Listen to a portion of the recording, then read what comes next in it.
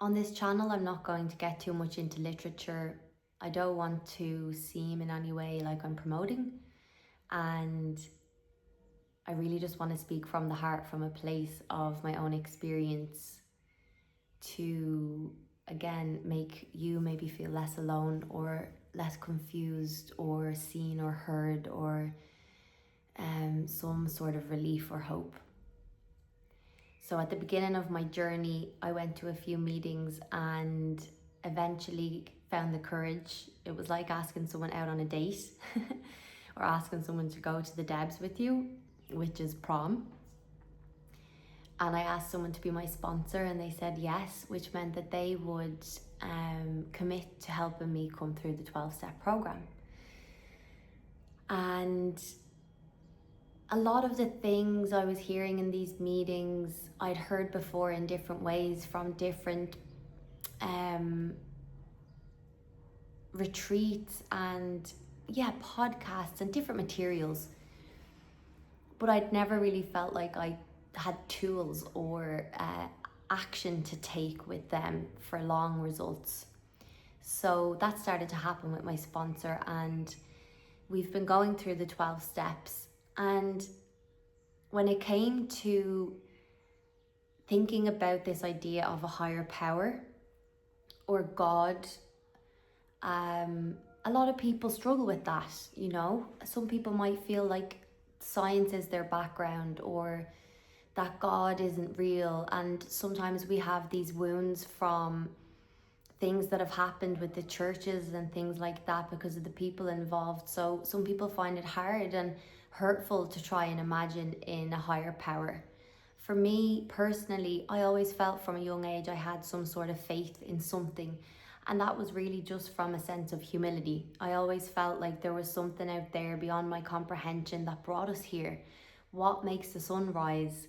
What makes the wind blow? What makes the waves move?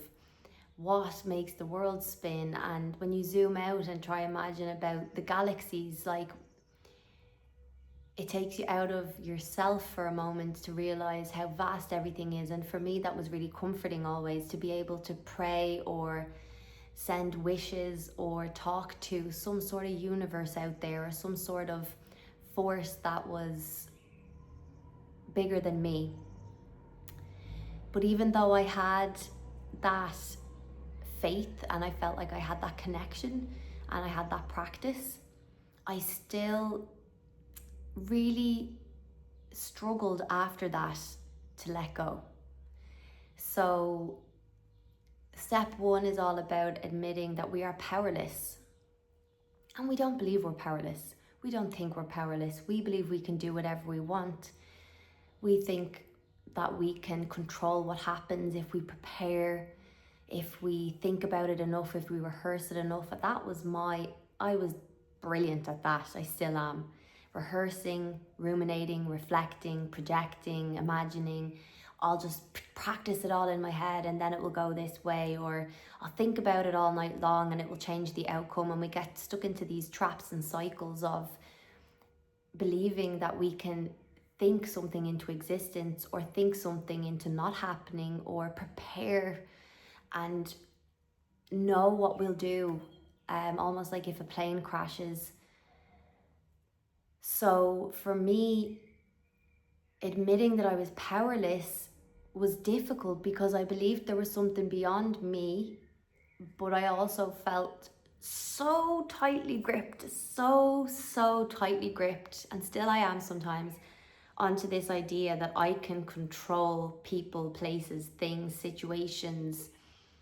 And if I just keep believing that, I can change something. So there was a little bit of a juxtaposition or a contradiction for me with step one, admitting we were powerless. I loved the idea of it, but I found it difficult. And the piece for me came, or the moment came, when I saw that no matter how much I'd thought about things in the past, whether it was in a breakup or a hard time at home or a job, none of my thinking actually changed the outcome. None of my planning ever changed what happened. And I was spending so much time and energy inside my body and inside my mind, convincing myself that we can think ourselves out of this or try and manipulate the situation somehow to be the way we want. So I softly and slowly realized, wow, we really are powerless. And in that, the faith in a higher power or the relying on a higher power came through stronger, and I got a lot of relief from that. So step one was all about admitting we are powerless, and from a Koanon perspective, it's the same as in AA or CA. The addicts also admit they're powerless over substance or alcohol, and we have to admit to ourselves that we're also powerless over those substances and alcohol. We can't change those people in their lives. We can't change how they behave or what they choose to do. And when you zoom out and see that as a blanket statement, you realize you are powerless, full stop, and you can't control. And that's hard to hear. And it takes time. So be gentle and don't force it, but just let that thought sit for a moment and see how it feels. It could feel a little bit liberating. It could feel a little bit freeing or a little bit relief, calm, peace, serenity, to sit with the idea that you're powerless because you can let go. You can let go and cut the ties and cut the cords and unchain yourself from these shackles of feeling like it's up to you to change something. So that's my reflection on step one. Let me know if it resonates or helps, or if you have any questions, please feel free to comment.